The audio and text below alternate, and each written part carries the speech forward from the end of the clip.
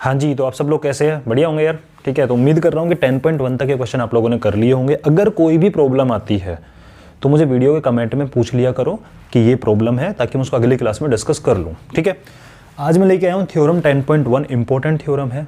ठीक है, और इसी से जस्ट रिलेटेड अपना जो एक्सरसाइज 10.2 का क्वेश्चन नंबर 1 है वो इसका बिल्कुल मिलता जुलता है। थोड़ा सा एक्सप्लेन करने की नीड है, फिर आप खुद से कर सकते हो। तो इसको समझाने के बाद मैं उसको एक्सप्लेन करूंगा। ठीक है, थ्योरम क्या बोल रही है?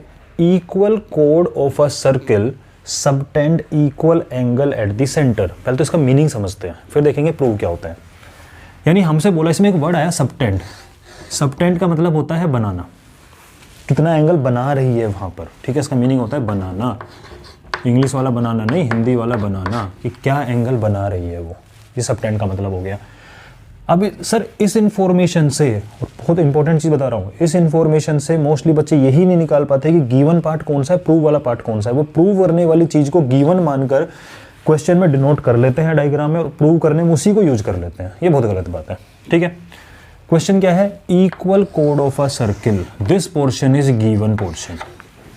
कि एक सर्किल में कोड इक्वल है, ये आपको बताया हुआ है। Equal angle at the centre, subtend equal at the centre, subtend equal angle at the centre, ये आपको प्रूव करना है। डायग्राम से सिचुएशन समझते हैं, फिर करेंगे प्रूव। यानी आपके पास में एक सर्किल है, ठीक है, और हमें पता है सर्किल में कितनी कोड होती है। सर इनफाइनाइट कोड होती है। और सर्किल में कितनी कोड होती है जो इक्वल होती है? इनफाइनाइट कोड एक दूसरे के इक्वल होती है। अच्छा, यानी यही कहना चाह रहा है कि जितनी भी कोड हैं वो सर्किल के सेंटर पे जो एंगल बना रही, पहले देखे से एंगल बनता कैसे सर्किल के सेंटर पे, थ्रू कोड। तो अगर मैं आपको बोलूं कि मेरे पास में एक कोड ये है और ये है सर्किल का सेंटर, ये कोड सर्किल के सेंटर पे एंगल बनाती कैसे, पहले तो वो बता दो। इक्वल तो बाद की बात है। तो ऐसे बनाती है कि कोड के दोनों जो एंड पॉइंट हैं इसको सर्किल से ज्वाइन करो, दोनों एंड पॉइंट को सर्किल से ज्वाइन करो। ये जो एंगल बना, इसके बारे में आप बोल सकते हो कि इस ए बी जो कोड है, इसने सेंटर ओ पर जो एंगल बनाया उसका नेम हो जाएगा एंगल ए ओ बी। अब आपको बात समझ में आई कि पहले तो यही समझ में आना जरूरी है कि कोड के थ्रू सेंटर पे एंगल बनता कैसे है। तो किसी भी कोड के थ्रू सेंटर पे एंगल ऐसे बनता है कि कोड के दोनों पॉइंट को इसके साथ ज्वाइन कर दो। मतलब अगर मैं आपको बोलूं कि एक कोड है मेरी सी डी, ये सर्किल के सेंटर पे कैसे एंगल बना रही, तो कहोगे सर देखो सी को इससे ज्वाइन कर दो और डी को इससे ज्वाइन कर दो। ये जो एंगल बनेगा ये बनेगा एंगल सी ओ डी। इसको बोल सकते हो कि सी डी जो कोड है इसने सर्किल के सेंटर पे ये एंगल बनाया है। पहले तो ये समझना जरूरी है। ठीक है, ओके। ऐसे आपकी कितनी भी कोड होंगी सर्किल के सेंटर पे हर कोड एक एंगल बनाती है। ओके जी, फिर हमें गिवन क्या है? तो ये पोर्शन आपको गिवन नहीं है क्वेश्चन में, ये तो मैंने आपको सिर्फ समझाया है कि एंगल ऐसे बनता है। ठीक है, अब देखो क्वेश्चन क्या गिवन है कि कोड जो है वो इक्वल हो, ये हमें गिवन पोर्शन है। तो मैं मान लेता हूं कि जो मैंने कोड दो बनाई है, ए बी और सी डी दोनों क्या है, इक्वल। ऐसे आप चाहो तो कितनी भी कोड बना सकते, लेकिन भीड़ कम करने के लिए कोरोना के टाइम पे हम लोग सोशल डिस्टेंसिंग बनानी है, इसलिए मैंने पूरे सर्किल में 2 ही कोड बना रहा हूँ। ठीक है, आप बना के 3-4 कोड दिखा सकते हो, कोई दिक्कत नहीं है, बट अपन 2 कोड से काम चल जाएगा, भीड़ नहीं बढ़ानी है।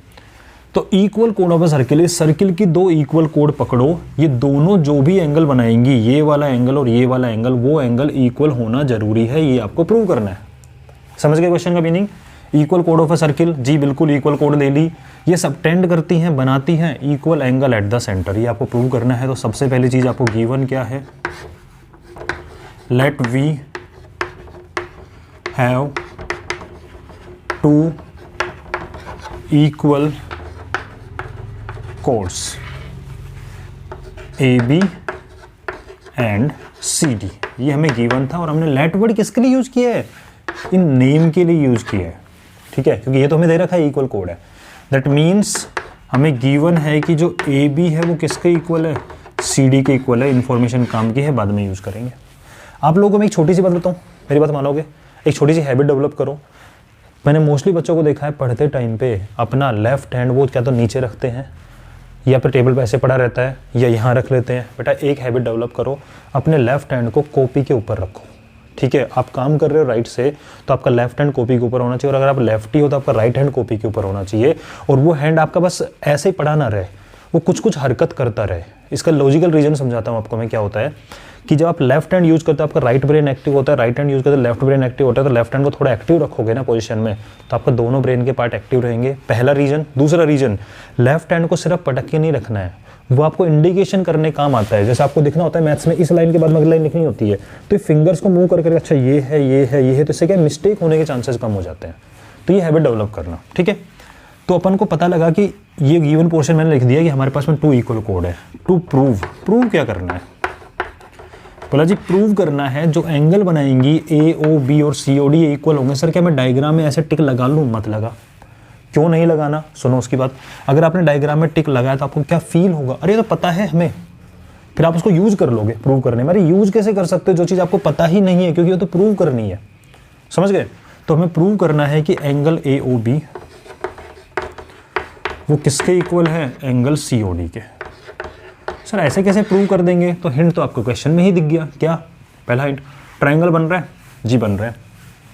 दूसरी बात, एंगल प्रूव करने, अरे आ गया सर, क्योंकि आपने बता रखा है, हम जानते भी ये चीज़, आपने नहीं बताई तो भी, कि ट्रायंगल हमें एंगल इक्वल प्रूव करना हो ट्रायंगल में। अरे कॉन्ग्रुएंसी प्रूव कर दो, क्योंकि CPCT से हमें 6 चीज़ें टोटल में आके 6 चीज़ें होती है ट्रायंगल में, 3 साइड 3 एंगल, 3 चीज़ें पता होती हैं, बाकी 3 चीज़ें आप CPCT के थ्रू निकाल लेते हो, ठीक है।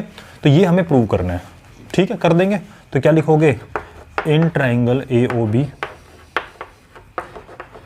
And triangle COD। 3 चीज़ें पता है क्या, बिल्कुल पता है। कैसे सर, ये रेडियस ही तो है लाले, रेडियस ही ना, बिल्कुल रेडियस है। अरे ये भी तो रेडियस है, ये भी तो रेडियस है, ये भी तो रेडियस है, मतलब ये चारों चीज़ आपस में क्या है, सेम ही तो है। हाँ, तो क्या मैं इन दोनों ट्रायंगल में ऐसे लिख सकता हूँ कि OA इक्वल OC हो? हाँ जी बिल्कुल इक्वल। सर आप तो OA इक्वल टू OD क्यों नहीं लिख रहे? अरे कुछ भी लिख ले बेटा, दोनों में से कोई फर्क नहीं पड़ रहा। तो क्या मैं OA को OC की इक्वल लिख सकता हूँ? बिल्कुल लिख सकते हो। सर आपने OA को OB की इक्वल क्यों नहीं लिखा? अरे मुझे 2 ट्रायंगल में कॉन्ग्रुएंसी प्रूव करनी है, तो दोनों ट्रायंगल का एक एक पोर्शन उठाऊंगा ना। तो मैंने लिखा OA इक्वल टू OC और ब्रैकेट में लिख दिया रेडियस, जिससे हमें समझ में आता है कि हाँ रेडियस है इसलिए इक्वल है। दूसरा आप OD को लिख दो, सॉरी OB को लिख दो OD के इक्वल, और इसके ब्रैकेट में भी डाल दो रेडियस, ठीक है। तीसरी चीज़, sir AB equal to CD भी तो है, ये तो कोड भी तो इक्वल है। क्यों? क्योंकि हमें गिवन है। तो by S side side side दोनों ट्रायंगल क्या हो गए, कॉन्ग्रुएंट हो गए। क्या हो गए, कॉन्ग्रुएंट हो गए। तो ट्रायंगल AOB वो कॉन्ग्रुएंट हो गया ट्रायंगल। बोले सर रुक जाओ, आपने बता रखा है रुक जाया करो यहाँ पे। कैसे? रास्ता पूछो इससे। बोले मैं गया AOB, मैं सिंगल टिक से गया, O से मुड़ के फिर सिंगल टिक। सर तो COD लिखें या DOC लिखें, कोई भी लिख दे, इसमें कोई फ़र्क नहीं पड़ेगा, क्योंकि सिंगल टिक से एंगल से O से मुड़ गए, ठीक है। हाँ ठीक है, कोई दिक्कत नहीं है, लिख सकते हो आप। COD लिख दो या आप DOC लिख दो, कोई फ़र्क नहीं पड़ने वाला है इसके अंदर, क्योंकि तो इक्वल तो है ही, ठीक है। इनका नंबर तो आना ही आना है। Okay ji. बाई CPCT ये बीच का एंगल O इस बीच के एंगल O के इक्वल होगा। हाँ होगा। कौन सा O है? AOB का O है, AOB का O ये वाला, और ये COD का O, यानी कि एंगल AOB इक्वल हो गया एंगल COD, और ये हो गया आपका हैंड्स प्रूव्ड। हो गया कि नहीं हो गया? बहुत ईजी है, ठीक है। कि आपको दोनों ट्रायंगल है, मेंशन मत करना, जो इन्फॉर्मेशन प्रूव करनी है वो डायग्राम में मेंशन मत करा करो, ओनली गिवन इन्फॉर्मेशन करा करो, मिस्टेक नहीं होगी। अब बात आती है इसके बाद में कि आपने बोला एक्सरसाइज 10.2 का फर्स्ट क्वेश्चन है, ठीक है। उसको मैं जस्ट हिंट लेके जा रहा हूँ, पूरा तो आपको पता है, मैं बताने वाला भी नहीं हूँ। देख तो मैं आलसी बड़ा हूँ इस मामले में। दूसरा, मुझे आदत ख़राब करनी नहीं है, आपको पका पका हलवा देना ही नहीं है मुझे, ठीक है। इंग्रेडिएंट दे दूंगा, खुद से बनाओ। 10.2 का फर्स्ट क्वेश्चन क्या बोल रहा है? रिकॉल करो 2 सर्किल होते हैं कॉन्ग्रुएंट अगर उनके सेम रेडियस हो। आप बताओ कॉन्ग्रुएंसी होती क्या है, पहले समझो। कॉन्ग्रुएंसी का मतलब होता है 2 चीज़ें एग्जैक्टली एक दूसरे को छुपा ले, एक के ऊपर एक रखने पर, इधर से देखो चाहे इधर से देखो, मतलब एग्जैक्टली सेम हो।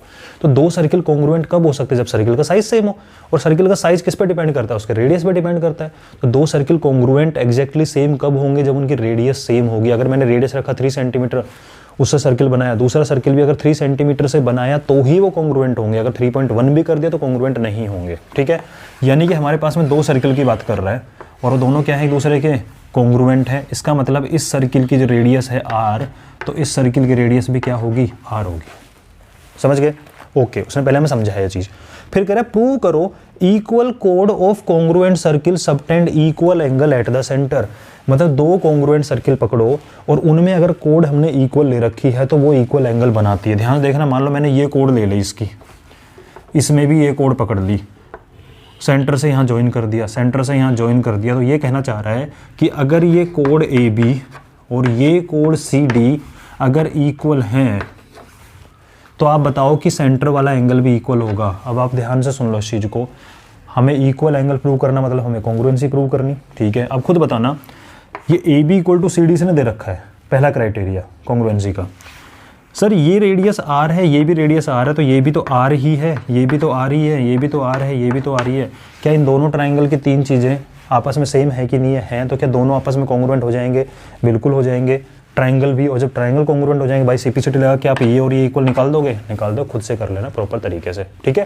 तो आराम से प्रैक्टिस करते रहो मज़े से। मिलते हैं नेक्स्ट वीडियो में।